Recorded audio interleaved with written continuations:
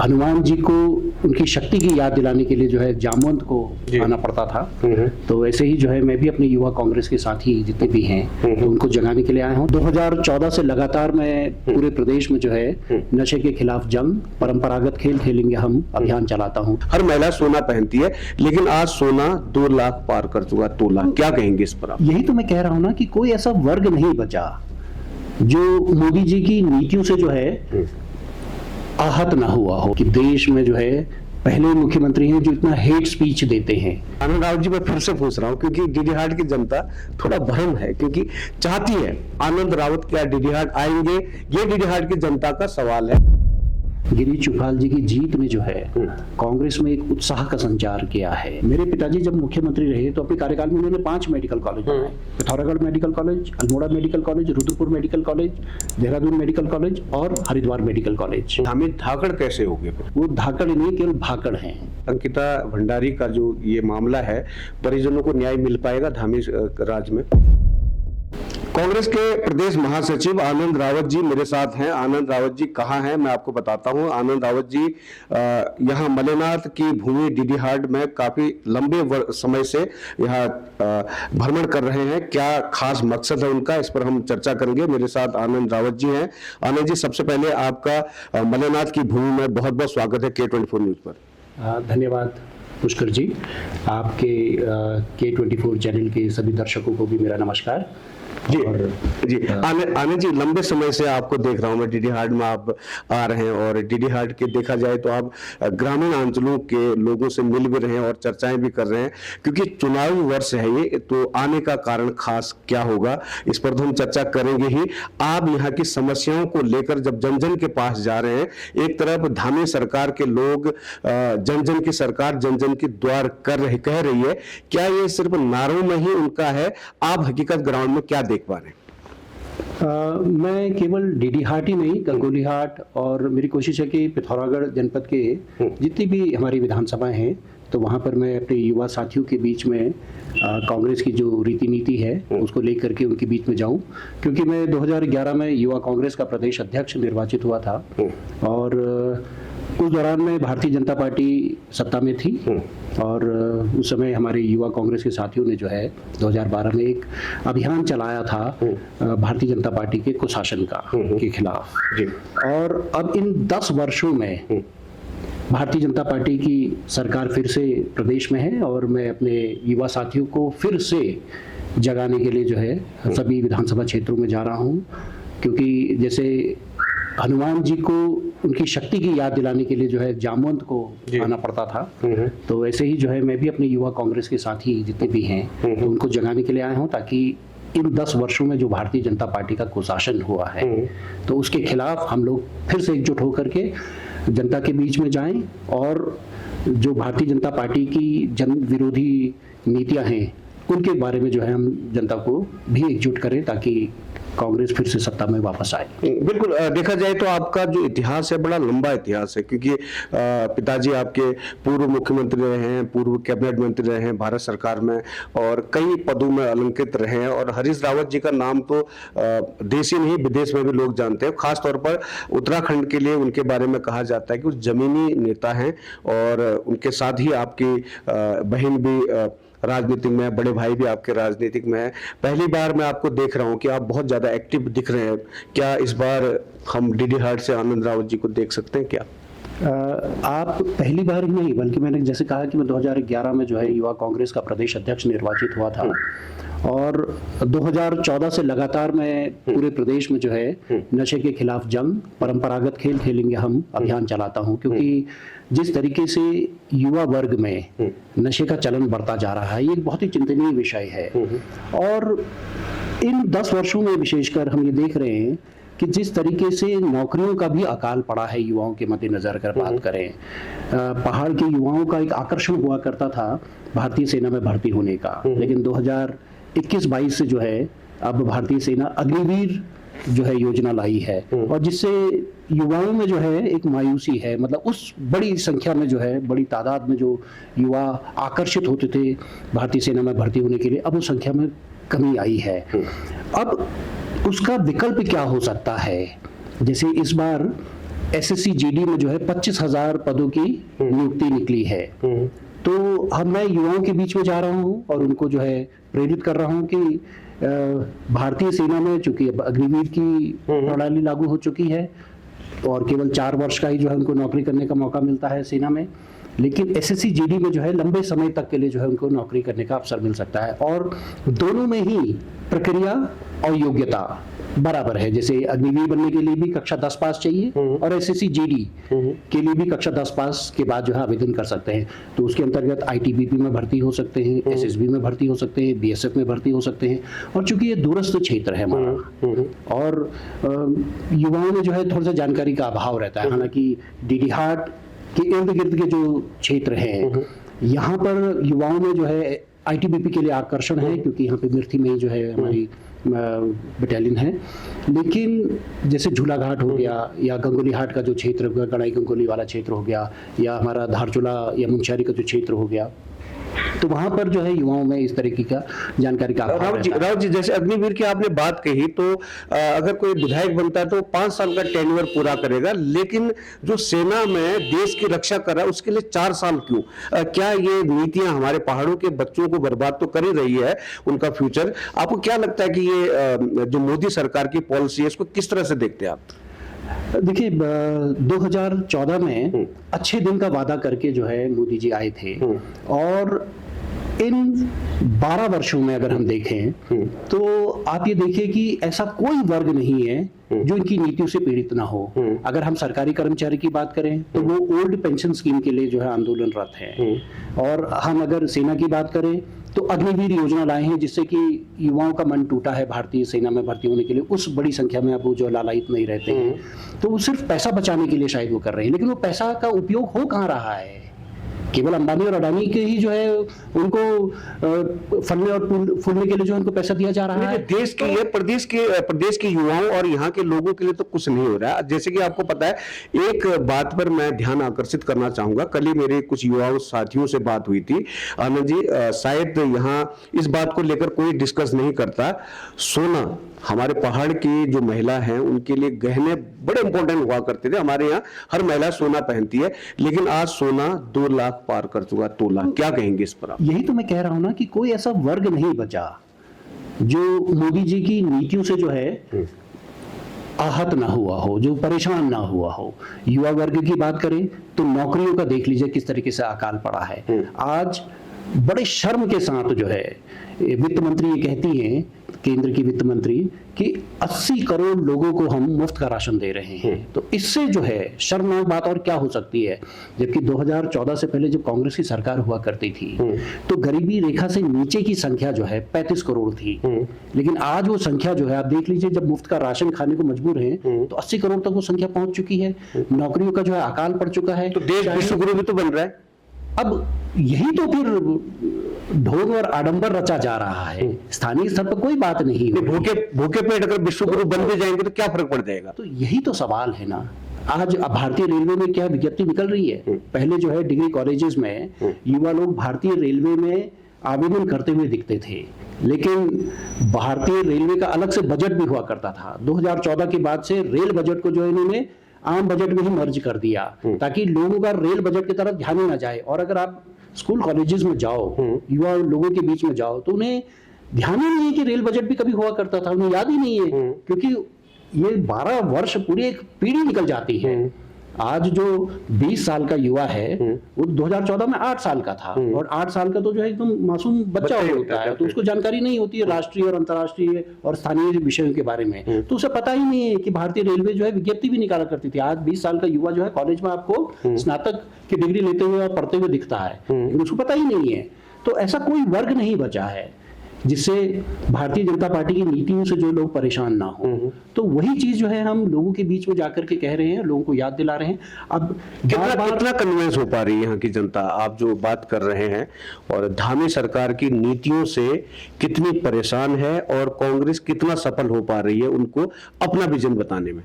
अब धामी जी के विषय में क्या कहें। अब देखिए, एक रिपोर्ट आई थी कि देश में जो है पहले मुख्यमंत्री हैं जो इतना हेट स्पीच देते हैं, क्योंकि वो विकास के मुद्दों पे कोई बात नहीं करते हैं, कितने जिहाद हैं, थोड़ा नाम गिनवा सकते हैं आप? जनहित के मुद्दों पे कोई बात नहीं धामी जी के जिहादों का नाम गिना सकते हैं आप? आप ये लगा लीजिए ना, आप थूक जिहाद की बात करते हैं, लैंड जिहाद की बात करते हैं, जबकि अब 5 साल का पूरा कार्यकाल होने को आया है। दूसरा कार्यकाल भी कह सकते हैं, अगर हम उनका पहला कार्यकाल का 6 महीने भी शामिल कर ले तो दूसरा कार्यकाल है उनका ये।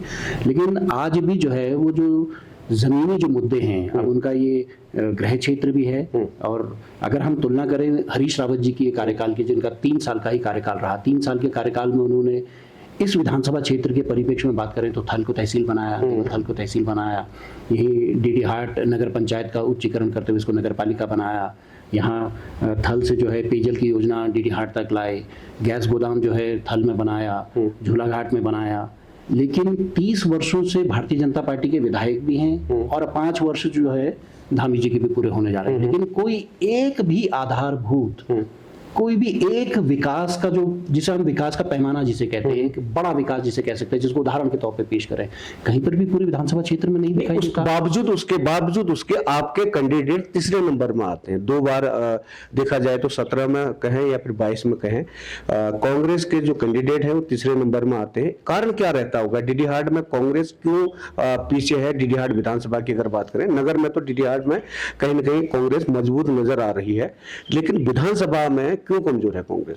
पुष्कर जी, सरकार की विकास की नीति और चुनावी रणनीति 2 अलग अलग पहलू होते हैं। अगर हम विकास की नीति की बात करें तो हरीश रावत जी 3 साल के लिए मुख्यमंत्री रहे, और इस प्रदेश में जो है 13 जनपद हैं, उन्होंने अपने 3 साल के कार्यकाल में 12 नर्सिंग कॉलेजेस खोले, 5 मेडिकल कॉलेज खोले। अगर हम केवल पिथौरागढ़ जनपद की ही बात करें, वहां आपको मेडिकल कॉलेज मिलेगा, नर्सिंग कॉलेज मिलेगा, इंजीनियरिंग कॉलेज मिलेगा, स्पोर्ट्स कॉलेज मिलेगा लेलू में, और पेयजल की उन्होंने जो है समस्या वहां पर आंवला घाट की जो पेयजल योजना थी उसको उन्होंने कराया, और पार्किंग की जो समस्या थी उसको वो कराया। 3 साल के कार्यकाल में उन्होंने इतने बड़े कार्य कराए, और 5 साल का कार्यकाल जो है पुष्कर सिंह धामी जी का भी होने जा रहा है। वो एक भी विकास कार्य बताएं पिथौरागढ़ जिले में भी, और पिथौरागढ़ विधानसभा और डीडी हाट विधानसभा में भी एक भी नहीं मिलेगा। अब चुनावी रणनीति की अगर बात करें हम, तो निसंदेह आपका जो कथन है ये पिछले 2 बार से ही नहीं, ये 1991 में अंतिम बार कांग्रेस यहाँ पर जीती थी। लीलाराम शर्मा जी यहाँ पर अंतिम बार विधायक बने थे, और 1993 से लगातार जो है कांग्रेस तीसरे नंबर पे आ रही है। तो ये कि हमारी रणनीति चूक रही, और जिसको हम आने वाले समय में जो है दुरुस्त करेंगे, और आप देखिएगा इस बार जो है पासा पलटेगा। क्या मैं ये मान सकता हूँ कि जो यहाँ के दर्शक भी, काफी लोगों से मेरी बात होती है, तो लोग कहते हैं कि आनंद रावत जी यहाँ आ रहे हैं, बड़ा चेहरा है, बड़ा नाम है, हरीश रावत जी के सुपुत्र हैं, तो क्या उम्मीद के तौर पर यहाँ इस बार पासा पलटते हुए हम आनंद रावत जी को देख सकते हैं? देखिए, मैंने कहा ना कि चुनावी रणनीति जो है एक अलग विषय होता है, उस पर पार्टी हमारा शीर्ष नेतृत्व भी तय करता है कि क्या रणनीति बनानी है करके। लेकिन एक कार्यकर्ता होने के नाते ये मेरा दायित्व बनता है कि मैं पूरे जनपद के जितने भी हमारे विधानसभा क्षेत्र हैं उन सब में जाऊं, और अपने युवा साथियों को फिर से एकजुट करके, जैसे मैंने कहा कि 2012 में भारतीय जनता पार्टी सत्ता में थी तो उनके खिलाफ हमारे युवा साथियों ने माहौल बनाया, 2012 में कांग्रेस सत्ता में लौटी। अब वही परिणति 2026-27 जब भी चुनाव करेंगे इस बार सत्ता में लौटेगी। आनंद राव जी, मैं फिर से पूछ रहा हूँ, क्योंकि डीडी हाट की जनता थोड़ा भ्रम है, क्योंकि चाहती है कि हरीश रावत जी धारचूला से आए तो धारचूला में विकास हुआ और धारचूला को एक अलग दर्जा दिया गया। उसके बाद उनके सुपुत्र क्या डीडी हाट आकर डीडी हाट की समस्या और डीडी हाट की जनताओं की जो आप घर घर जा रहे हैं उस पीड़ा को, हरीश रावत जैसे विजन को लेकर आनंद रावत क्या डीडी हाट आएंगे? ये डीडी हाट की जनता का सवाल है। मैं कई लोगों से ये जान चुका हूं कि आप अगर खुलकर बता पाएंगे तो शायद मन बनाए जनता। नहीं, अब देखिए, ये तो जो है कांग्रेस पार्टी की जो हमारे शीर्ष नेता लोग हैं या हमारे जो कार्यकर्ता लोग हैं या जो पदाधिकारी हैं, ये उनका निर्णय है। लेकिन अगर मैं डीडी हाट के संदर्भ में बात करूं तो यहाँ पर पर्यटन की असीम संभावनाएं हैं। यहाँ पर अगर हम नगर क्षेत्र के आसपास में ही बात करें तो आपको बर्ड वॉचिंग की जो है असीम संभावनाएं मिलती हैं। आपको यहाँ पर रॉक क्लाइंबिंग की संभावनाएं मिलती हैं। यहाँ पर आपको वॉकिंग ट्रेल्स, मतलब बहुत सारे लोग हैं जो जंगल के बीच में जो पगडंडियां होती हैं उसमें घूमना उनको बहुत अच्छा लगता है। अब चूंकि हमारे पिथौरागढ़ में ही जो है एयरपोर्ट भी है और आने वाले समय में जो है पर्यटक बड़ी संख्या में आएंगे, क्योंकि आदि कैलाश। लेकिन यहाँ आएगा कैसे, यहाँ पर्यटक आएगा कैसे? धामी जी 4 साल पहले वादा करके गए थे कि हम डीडी हाट से सिराकोट को रोपवे देंगे, तो अभी तक धरातल में बात ही नहीं हो पा रही उसकी, तो कैसे आएंगे पर्यटक? इसीलिए तो क्योंकि उनका पूरा ध्यान जो है वो थूक जिहाद, लैंड जिहाद, तमाम इन जिहादों के विषय में जो है उनका ध्यान है। और ये भारतीय जनता पार्टी की जो केंद्रीय नेतृत्व है और जो राज्य स्तरीय इनका नेतृत्व है, इन सब का यही कार्य। अभी देखिए ना, पिछले दिनों केंद्रीय स्तर पर भी जो यूजीसी के तहत जो एक नीति लेकर के आई, वो तो सुप्रीम कोर्ट ने जो है उस पर रोक लगा दिया। तो ये इसी तरीके की नीति लाते हैं। अब ये एसआईआर भी चल रही है, मतलब 2014 के बाद हम देख रहे हैं कि आप नागरिक हो तो आप नागरिकता साबित करो, आप शंकराचार्य हैं तो प्रमाणित कीजिए कि आप शंकराचार्य हैं। मतलब इस तरीके का जो है इन्होंने एक माहौल बना दिया है और लोगों का ध्यान इस तरीके से बांट रहे हैं, तो ताकि असल मुद्दों पे जनता का ध्यान ना जाए करके। लेकिन जनता जागरूक है, वो चीज समझ चुकी है कि 10 साल का लंबा कार्यकाल केंद्र में मिल चुका है और 10 साल का लंबा कार्यकाल राज्य में भी मिल चुका है, लेकिन धरातल पे कुछ भी नहीं हुआ। मेरे पिताजी जब मुख्यमंत्री रहे तो अपने कार्यकाल में उन्होंने 5 मेडिकल कॉलेज बनाए, Pithoragarh medical college, Almora medical college, Rudrapur medical college, Dehradun medical college और हरिद्वार मेडिकल कॉलेज। और 2017 के बाद से भारतीय जनता पार्टी की सरकार है और एक भी मेडिकल कॉलेज नहीं बना पाए हैं। ये डबल इंजन की सरकार है, ट्रिपल इंजन की सरकार भी कह सकते हैं। बिल्कुल। अगर आप इतनी नाकामियां उनकी गिना रहे हैं, तो पुष्कर सिंह धामी धाकड़ कैसे हो गए फिर? अब उन्होंने स्वगठित जो है उनकी एक छवि बनाने की कोशिश की उन्होंने, लेकिन वो धाकड़ नहीं, केवल भाकड़ हैं। जो केवल व्यक्ति बोलता हो और काम कुछ ना करता हो, तो ऐसे व्यक्ति को भाकड़ कहते हैं। तो अब भाकड़ धामी बनते जा रहे हैं। देश के पहले मुख्यमंत्री हैं जिन्होंने 10 मिलियन फेसबुक में अपने व्यूअर्स बनाए हैं, आप धाकड़ तो कहीं जाएंगे। वो देखिए, ये एक आर्टिफिशियल दुनिया है जो सोशल मीडिया की वो है। अब ठीक है, मुख्यमंत्री हैं, एक आकर्षण तो होता ही है मुख्यमंत्री पद का। और आप देखिए कि जितने उनके फॉलोअर हैं उनमें से जो उत्तराखंड के निवासी हैं वो कितना उनको ट्रोल करते हैं। ये तो बाहर के प्रदेशों के जो युवा लोग हैं उनको लगता है कि युवा मुख्यमंत्री है तो उनकी क्या नीति रहती होगी करके, लेकिन इसलिए उनको फॉलो करते हैं। लेकिन जो राज्य के युवा हैं वो तो उनको पूरा ट्रोल कर रहे हैं। अभी अंकिता भंडारी वाले मामले पे ही देखिए ना, सीबीआई जांच की संस्तुति किए हुए कितना टाइम हो गया है, लेकिन अभी तक जो है वीआईपी के उस पे एफआईआर दर्ज उन्होंने नहीं की है। अच्छा, क्या लगता है आपको संपूर्ण विपक्ष फिर से एकजुट हो रहा है कि जो वीआईपी का नाम है उसका खुलासा हो। क्या लगता है आनंद जी आपको, क्या लगता है अंकिता भंडारी का जो ये मामला है, परिजनों को न्याय मिल पाएगा धामी राज में? अब धामी जी युवा मुख्यमंत्री हैं, बहुत उम्मीद थी। अब देखिए उनके कार्यकाल में 2 बार जो है परीक्षा का पत्र जो है लीक हुआ। सीबीआई की जांच उनको फिर उसमें करानी पड़ी। और फिर अंकिता वाले मामले में भी ये 2022 का मामला है, 22-23 का मामला है। और अभी इस पे भी जो है सीबीआई जांच की बात कर रहे हैं, लेकिन अभी तक जो है, क्योंकि यहाँ की जो मातृशक्ति है, यहाँ का जो जनमानस है, वो उस वीआईपी को जो मुख्य दोषी है उसको जो है सजा होते हुए देखना चाहती है। लेकिन इनकी जो नीति है वो उस वीआईपी को बचाने की लग रही है। इसीलिए तो अभी 8 फरवरी को फिर से पूरा संपूर्ण विपक्ष एकजुट हो रहा है और जनता माफ नहीं करेगी, विशेषकर मातृशक्ति जो है धामी जी को माफ नहीं करेगी। अगर सही में वो युवा मुख्यमंत्री हैं तो उनको निष्पक्ष होकर के उनको जो वीआईपी उसमें मुख्य दोषी है उसके खिलाफ जो है मुकदमा दर्ज करके सीबीआई को जांच की संस्तुति। रावत जी, प्रदेश की जो इस वक्त राजनीतिक है, आप किस दिशा पर देख रहे हैं? क्योंकि हरीश रावत जी बहुत बड़े सीनियर और लेजेंडरी नेता हैं, कांग्रेस के ही नहीं बल्कि बीजेपी अन्य दलों की भी उनकी इज्जत करते हैं। लेकिन आज का दौर ऐसा आ गया है कि हरीश रावत जी को एआई द्वारा पाकिस्तानी एजेंट घोषित किया जाता है और आपके जो प्रदेश अध्यक्ष है गणेश गोदियाल जी को भी कहीं न कहीं एआई की तरह ट्रोल किया जाता है। तो आप इस राजनीति को किस तरह देख रहे हैं? क्या स्तर हो गया है राजनीति का? देखिए ना, ये भारतीय जनता पार्टी के द्वारा राजनीति का स्तर काफी गिरा दिया गया है और जो एक सकारात्मक और रचनात्मक वो एक प्रकार से जो है ना हाशिए पे चली गई है। और 2014 के बाद से हम देख रहे हैं जिस तरीके से इनके केंद्रीय नेतृत्व ने भी मीडिया जो एक स्वतंत्र स्तंभ हुआ करता था लोकतंत्र का, आज उस पर भी जिस तरीके का दबाव बन चुका, राष्ट्रीय जो मीडिया है आज उसको, उसके लिए गोदी मीडिया जैसे शब्द का इस्तेमाल किया जाता है। वो तो भला हो कि जो हमारा स्थानीय मीडिया है, हमारे जो पोर्टल हैं, उन्होंने जो है थोड़ा सा मीडिया का जो एक चौथा स्तंभ हुआ करता था उसको जिंदा रखा है। नहीं तो आज तो मीडिया भी जो है गोदी मीडिया के उस पर हो गई है, और उसी उस पर जो है इनके राज्य स्तरीय नेता भी चल रहे हैं।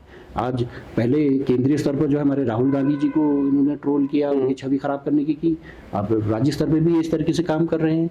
लेकिन हरीश रावत जी ने अपने 3 साल के कार्यकाल में जो विकास कार्य किए, अब लोगों को उनकी नाराई लगने लगी है। अब लोग ये समझ रहे हैं कि हरीश रावत जी ने जो काम किए वही काम जो है उत्तराखंड में होने भी चाहिए, उसी काम को आगे भी बढ़ाया जाना चाहिए। जैसे मैंने कहा कि हरीश रावत जी ने अपने कार्यकाल में 12 नर्सिंग कॉलेजेस बनाए, 5 मेडिकल कॉलेज बनाए, लेकिन 2017 के बाद से डबल ट्रिपल इंजन है, एक भी नया नर्सिंग कॉलेज नहीं बना है, एक भी नया मेडिकल कॉलेज नहीं बना है। तो विकास के जो है पैमाने क्या होते हैं आज जनता ये समझ रही है। लेकिन भारतीय जनता पार्टी इसमें पूरी तरह से विफल रही है, और उनकी पूरी कोशिश रहती है कि ऐसे छद्म मुद्दे गढ़े जाएं, ऐसे समाज में विभाजन बनाया जाए ताकि लोगों का ध्यान जो है मुख्य मुद्दों पर ना रहे। अब ये यूजीसी वाला भी जो रहा प्रकरण वो इसीलिए था ताकि असल मुद्दों पे जो है ध्यान ना रहे करके। जी आनंद जी, हम अब फिर से डीडी हाट में आ जाते हैं, क्योंकि डीडी हाट की ये मलेनाथ की पावन धरती है, और कहीं ना कहीं यहाँ डीडी हाट में कांग्रेस लंबे समय से नहीं है, और आपको मौका मिला, नगर पालिका आप जीते।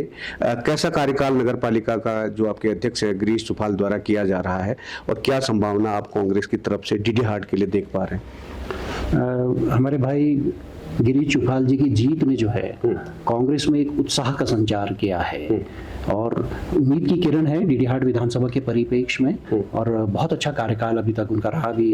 अगले महीने उनका 1 साल पूरा होने जा रहा है, और बहुत ही युवा और जुझारू हमारे अध्यक्ष हैं, और जितने भी मतलब उनसे पहले के कार्यकाल के दौरान में भी जो काम लंबित थे उनको भी वो आगे बढ़ाने का काम कर रहे हैं। अब जैसे वो टैक्सी स्टैंड का ही जो मामला है, मैं कई बार देख चुका हूँ स्वयं में भी, तो जिस तरीके से सचिवालय जाकर के फाइल को जो है लगातार फॉलो करते हैं और निरंतर अधिकारियों से भी बात करते हैं ताकि ये जो टैक्सी स्टैंड है वो जल्द से जल्द जो है मूर्त रूप ले सके। लेकिन 30 साल से यहाँ के जनप्रतिनिधि हैं भारतीय जनता पार्टी के, उनकी तरफ से कभी भी कोई भी जो है इस पर तवज्जो नहीं रखी गई। खुद मुख्यमंत्री जी की घोषणा है 2018 की, लेकिन उनका भी कोई फॉलो अप नहीं है। तो आप समझ सकते हैं, आप कल्पना कर सकते हैं कि एक तरफ हमारे नगर पालिका अध्यक्ष और दूसरी तरफ इनके 30 साल के विधायक और मुख्यमंत्री 5 साल के, तो उनका विकास के प्रति क्या नजरिया है। और हमारा 1 साल होने जा रहा है अभी हमारे अध्यक्ष जी का, और उनका इतना बढ़िया जो है काम चल रहा है, तो निसंदेह एक उम्मीद की किरण है हमारे कांग्रेस पार्टी के लिए। अच्छा, डीडी हाट में देखा जाए तो 2027 के लिए भारतीय जनता पार्टी के बीच में ही अगर देखा जाए तो कई नाम सामने उभर कर आ रहे हैं कि अगला कैंडिडेट शायद ये होगा, या कह रहे हैं लोग कि अपने अपने समर्थकों का नाम आगे बढ़ा रहे हैं। तो ऐसे में कांग्रेस की तरफ से हम किसे उम्मीदवार देख सकते हैं? क्योंकि आनंद रावत जी, मैंने 3 बार आपसे पूछा, आप थोड़ा गोल मटोल कर रहे हैं। मैं चाहता हूँ कि स्पष्ट तौर पर अगर जनता को यहाँ पता चल जाए कि आनंद रावत जी डीडी हाट आ रहे हैं, तो शायद मुझे लगता है कि कहीं ना कहीं कांग्रेसियों पर और जोश भरने का काम होता है। ये एक ऐसा निर्णय है जो हमारे हाईकमान के द्वारा ही लिया जाएगा जी। तो एक कार्यकर्ता होने के नाते मैंने जैसे कहा कि मैं गंगोली हाट में भी जो है सक्रियता से काम कर रहा हूँ। मैं परसों जो है गंगोली हाट में भी था, और तो अपनी तरफ से जो है हम हर विधानसभा क्षेत्र में काम कर रहे हैं। मैं युवा कांग्रेस का प्रदेश अध्यक्ष रहा हूँ, और मेरे हर विधानसभा क्षेत्र में मेरे साथी लोग हैं। मौका मिलेगा तो डीडी हाट से मौका पार्टी कहीं से भी देगी। हमारे भुवन कापड़ी जी ने जो है सिटिंग मुख्यमंत्री को हराया, मेरे बाद के वो युवा कांग्रेस प्रदेश अध्यक्ष रहे, उनसे पहले का मैं युवा कांग्रेस का प्रदेश अध्यक्ष हूँ। तो पार्टी जो भी बड़ी चुनौती देगी बड़ा हाथी गिरा देंगे, कोई दिक्कत नहीं है। तो बीजेपी में आप किसे ज्यादा दावेदार समझ रहे हैं इस समय? क्योंकि आपकी विपक्षी पार्टी है, वैसे पूछना नहीं चाहिए, मैं वैसे पूछ रहा हूँ कि जितने उम्मीदवारों के नाम आप भी सुन रहे होंगे, तो इनमें से आपको कौन सा लगता है कि कांग्रेस अगर उनके साथ प्रतिद्वंदी रहेगी तो कौन ज्यादा फाइट कर सकता है? किसके साथ आप ज्यादा कड़ी टक्कर मान सकते हैं अपनी? भारतीय जनता पार्टी की तरफ से कोई भी आए वो कमल का फूल लेकर के आएंगे और भारतीय जनता पार्टी की नीतियों के साथ आएंगे। और जो 10 साल का इस प्रदेश में जो एंटी इनकम्बेंसी का बैगेज है, क्योंकि 10 साल में कोई भी ऐसा विकास कार्य नहीं हुआ। अब यहाँ के जो हमारे 30 साल के विधायक हैं, इससे पहले वाली सरकार में वो पेयजल मंत्री भी रहे। आज जन जन की सरकार, जन जन के द्वार वाला जो कार्यक्रम है, अधिकतर घर घर नल घर घर जल वाले ही जो है सवाल पूछे जा रहे हैं, वही मुद्दे उठ रहे हैं जी। कल मैंने भी देखा पानी की बड़ी समस्या है। और कहीं पर भी कोई संतोषजनक जो है जवाब नहीं मिल पा रहा है। तो भारतीय जनता पार्टी का कोई भी नेता आएगा इन सारे सवालों से कैसे बचेगा, क्योंकि चेहरा बदलने से जो है इनके जो 10 साल का प्रदेश में और 30 साल का जो विधायक जी का कुशासन रहा, उससे कोई भी भारतीय जनता पार्टी का नेता नहीं बच सकता। वो ये नहीं कह सकता है कि मैं उनको नहीं जानता, क्योंकि वो भी कमल का फूल लेकर के ही आएगा और भारतीय जनता पार्टी की नीतियों के साथ ही आएगा। और भारतीय जनता पार्टी की नीतियां जनता देख ही रही है। तो भारतीय जनता पार्टी की तरफ से कोई भी आए, कांग्रेस इस बार जो है प्रदेश में प्रचंड बहुमत के साथ सरकार बनाने जा रही है। दावा है आप किस संदर्भ में? सरकार बनाने का निसंदेह सरकार बनेगी कांग्रेस की, निसंदेह सरकार बनेगी। क्योंकि धामी जी कह रहे हैं कि हम हैट्रिक लगाने जा रहे हैं इस बार। अब सपने देखने में तो क्या वो है, क्योंकि 2022 में जो है वो चुनाव हार गए थे। तो गणेश गोदियाल जी को प्रदेश अध्यक्ष रिपीट करने के बाद आपको क्या लगता है, कांग्रेस में ज्यादा ऊर्जा है या फिर संदेह एक नई ऊर्जा का संचार हुआ है और बहुत ही ऊर्जावान और चमकदार चेहरा है हमारी पार्टी के। और महिलाओं में विशेषकर बहुत आकर्षण जो है दिख रहा है, क्योंकि उनकी जो वाक शैली है, उनकी जो बात करने का अंदाज है, वो लोगों को बहुत पसंद आ रहा है। तो महिलाओं का भी रुझान जो है कांग्रेस की तरफ हो रहा है। 2024 के बाद गणेश गोदियाल का नाम प्रदेश में इतना हाईलाइट हुआ और कहीं ना कहीं वो हारे जरूर हैं, लेकिन उन्होंने कांग्रेसियों का नहीं प्रदेश का भी दिल जीता 2024 के बाद। क्या हम 27 में गणेश गोदियाल को मुख्य भूमिका में देख सकते हैं आनंद राव जी? वो अभी मुख्य भूमिका में है। आप 2027 का क्यों इंतजार कर रहे हो? 2026 में ही मुख्य भूमिका में है। लेकिन कांग्रेस की तरफ से नहीं कर रहा हूँ, प्रदेश की मुख्य भूमिका की। तो निसंदेह वो प्रदेश के भी जो है हमारे मुख्य नेता हैं और मुख्य भूमिका में ही हैं। और एक बार कांग्रेस प्रचंड बहुमत से तो आए, फिर हमारे पास एक से एक चमकदार चेहरा है। गोदियाल जी भी चमकदार चेहरा है। अच्छा, जैसे बात कही जाती है कि यहाँ पर मैं देख रहा हूँ कि यहाँ पर एक भाजपा इस समय जो जन की सरकार की बात कर रही है, यहाँ पर आरोप प्रत्यारोप लग रहे हैं। जनप्रतिनिधि जो है अधिकारियों पर दोषारोपण कर रहे हैं कि अधिकारी काम नहीं कर रहे हैं, लेकिन अधिकारी कह रहे हैं कि हमारे पास बजट नहीं है साहब, हम कहां से काम करें। क्योंकि मैंने दोनों पक्षों को जानने की कोशिश की है, क्योंकि डीडीआर के भ्रमण पर मैं भी हूं। तो ऐसे में आपको क्या लगता है कि ये नीति प्रदेश की जनता को कितना परेशान कर रही है और कांग्रेस आती है तो इस पर क्या काम करेगी? देखिए, जैसे हमने कहा कि भारतीय जनता पार्टी चाहे वो प्रदेश की हो या केंद्र की हो, उन्होंने ओल्ड पेंशन स्कीम को बंद कर दिया। तो अब जितने भी कर्मचारी हैं, सरकारी कर्मचारी, उनको पेंशन नहीं मिलेगी, तो वो पैसा बचाया जा रहा है। आर्मी में भी अग्निवीर योजना इसीलिए तो लाए ताकि उनको तनख्वाह न देनी पड़े, उनको पेंशन ना देनी पड़े। लेकिन वो पैसा जा कहाँ रहा है? जब अधिकारियों को बजट भी नहीं मिल रहा है तो पैसा जा कहाँ रहा है? साफ सी बात है, अंबानी अडानी की जेब में जा रहा है। तो हाथ कंगन को आरसी क्या और पढ़े लिखे को फारसी क्या? तो ये तो साफ दिख रहा है। तो इसके लिए कांग्रेस क्या विजन लेके आएगी जो जनता को सीधा लाभ मिले? निसंदेह देखिए, कांग्रेस 2012 से लेकर के 2012 से 2017 तक राज्य सरकार में जो है सत्ता में थी, और 2014 से लेकर 2017 तक पिताजी का भी कार्यकाल रहा, और 2014 में ही मोदी जी भी जो है देश के प्रधानमंत्री बने थे, भारतीय जनता पार्टी की सरकार बनी थी। लेकिन उस दौर में भी पिताजी ने 5 मेडिकल कॉलेज बनाए, जबकि बीजेपी की सरकार जो है कांग्रेस की सरकारों को, जब वो अपनी सरकार को बजट नहीं दे रहे, बीजेपी की सरकार, तब तो अधिकारी लोग बजट का रोना रो रहे हैं। तो आप समझिए कि हरीश रावत जी का भी तो कुछ हुनर रहा होगा। तो देश में जो है पैसे की कमी नहीं है। ये राज्य सरकार के नेताओं की और जो नेताओं के पाले हुए जो अधिकारी हो रहे हैं, जो उनके शागिर्दी में जो अधिकारी वो हो रहे हैं, तो उनका ही निकम्मापन है कि वो केंद्र से बजट नहीं ला पा रहे। तो इसके लिए तो सीधे तौर पर भारतीय जनता पार्टी के नेता और भारतीय जनता पार्टी की सरकार जिम्मेदार है। देश में पैसे की कमी नहीं है, क्योंकि दूसरे राज्यों को बजट मिल रहा है, तो उत्तराखंड क्यों नहीं ला पा रहा है? तो अब अधिकारी भी क्या करें, क्योंकि नेता ही इस तरीके से हैं कि कोई भी योजना बनने से पहले जो है अपना कमीशन मांगने की बात करते हैं। तो फिर अब अधिकारी भी क्या करेंगे? तो इसलिए बोलते हैं, क्योंकि अल्टीमेटली अधिकारी पे तो गाज गिरती है। नेता तो अभी तक कोई भी जो है, किसी में भी सीबीआई जांच नहीं हुई है, लेकिन अधिकारी जो है अब ये बार बार कह रहे हैं, चाहे वो हरिद्वार में भूमि प्रकरण वाला मामला हो या भी कुछ दिन पहले वर्दी वाला प्रकरण हुआ हो, घोटाला हुआ हो, तो उसमें अधिकारियों को ही लोगों ने दोषी को किया है, जबकि नेता लोग इसके लिए जिम्मेदार हैं। भारतीय जनता पार्टी के नेता इसके लिए जिम्मेदार हैं। कोई भी अधिकारी अपने से जो है कोई भी गलत कार्य नहीं कर सकता। जब नेता का शह हो या नेता का दबाव हो तभी अधिकारी जो है गलत राह पे चलने को मजबूर होता है। अच्छा, इंटरव्यू लंबा हो गया, लेकिन एक अहम सवाल मैं पूछना चाहूंगा, क्योंकि यहाँ पर आपने बहुत सारी बातें कही। तो प्रदेश में एक और चीज मैं देख रहा हूँ आनंद जी, जो बहुत ही चिंताजनक है। जैसे कि एक प्रकरण आया था, गिरधारी लाल साहू वाला प्रकरण आया था, उस पर आपकी नेत्रियां, खासतौर पर ज्योति रौतेला, काफी लंबे समय तक उनकी मांग रही उनके खिलाफ FIR दर्ज करने के लिए, लेकिन नहीं हुई। और यहाँ ज्योति अधिकारी, एक प्रकरण आया था, करीब करीब 7 से 8 जगह से एक ही रात में FIR दर्ज हो जाती है। तो क्या आप कैसे देख रहे हैं, लॉ एंड ऑर्डर को किस तरह देख रहे हैं? क्या सरकार के इशारों पर काम हो रहा है और इसको रोकने के लिए क्या काम करना चाहिए आगे? क्योंकि कानून व्यवस्था तो पूरी तरीके से ध्वस्त हो चुकी है। अंकिता प्रकरण से प्रारंभ हुआ था, फिर कई इनके मंडल अध्यक्ष महिला दुराचार में पकड़े गए और कुछ को तो जेल भी जाना पड़ा। जो परीक्षाएं होती थी उसमें नकल जो कराते थे या जो पेपर लीक होते थे उसमें भी भारतीय जनता पार्टी के ही पदाधिकारी पकड़े गए, कुछ जेल गए, कुछ जमानत में बाहर आ गए।